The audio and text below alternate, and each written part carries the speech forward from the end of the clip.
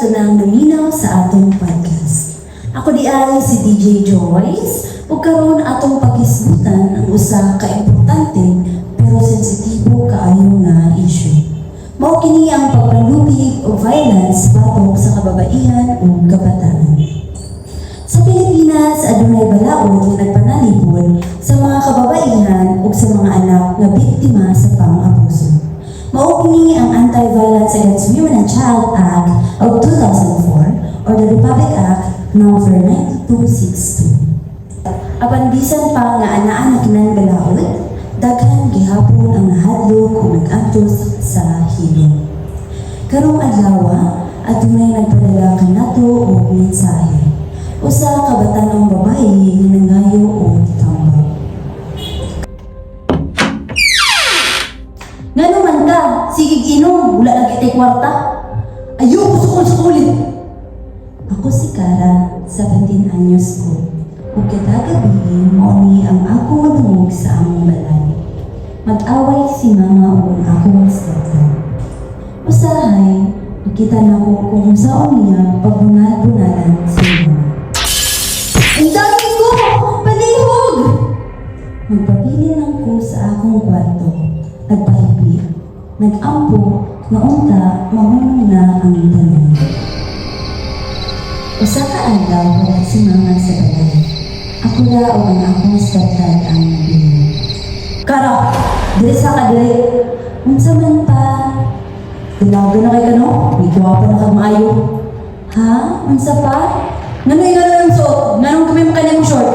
Asa mo ka mga Malaka lang ako sa akong mga amiga pa, nalang buhaton. Dili pag-ilis ito. Ha? Unsa pa? Ayaw na pa, manalang mo may buhaton dito sa akong mga amigo. Dili sulod dili sa kwarto. Sulod dili pag-ilis.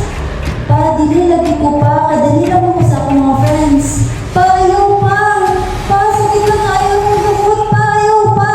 Dili dili pa ginaiulo. Dili, sulod. Sulod dili sa kwarto. Pa, sige na pa. Ayaw na kumuniti pa. Nasakitan ako na ayaw pa. Pa, ayaw pa. Sakit na ayaw pa. Kumuniti ako pa. DJ Joyce, nakilakot ko sa kahadlo. Wala ko kay balo sa akong buhaton DJ. Sukad ato, usahay buhaton niya pag-usap kung wala si Mama DJ. Usa ka gabi DJ, nasunod siya sa akong kwarto. Ikaw mo pa, nasunod lagi ka sa akong kwarto. Tindog na diha Cara, mga una ta. Sige pa, nasunod lang ko. Paayaw, guniti pa. Paayaw. Paayaw mo guniti pa, palihog. Pa, sakit kayo. Paayaw mo guniti pa. Papalihog pa, masunod lang lagi ko. Unsa man Nakaluwas ko atong mabii DJ. Pero wala ko kasulti kang mama kung unsay tinugot nga nahitabo.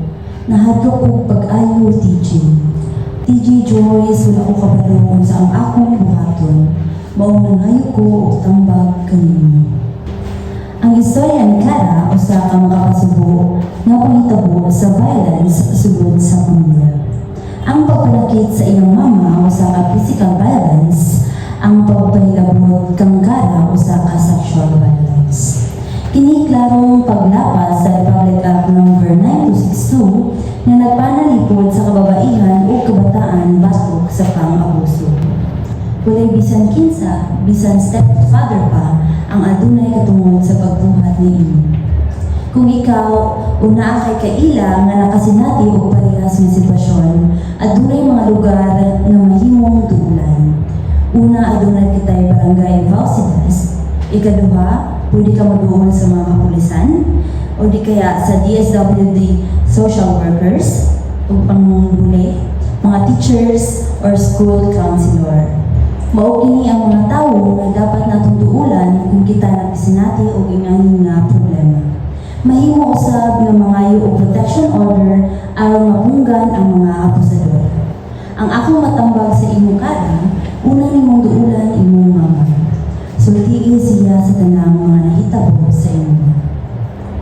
Sa mga biktima nga nag-ato sa hilom sama ni Cara, gusto na mo ipahinumdum kaninyo nga dili ka mo nag-inusara.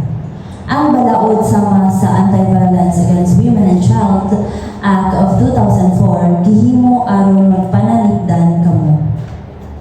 Ang inyong tingog importante ug usahay ang usa ka pag-istorya mahimong unang lakang padulong sa kaluwasan. Kini si DJ Joyce. Daghang salamat sa pagpaminaw sa among podcast story.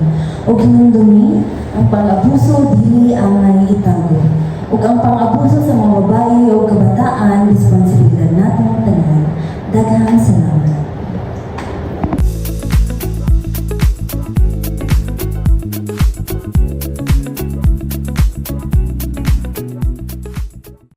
One is the loneliest number that you'll ever do. Two can be as bad as one. It's the loneliest number since the number one.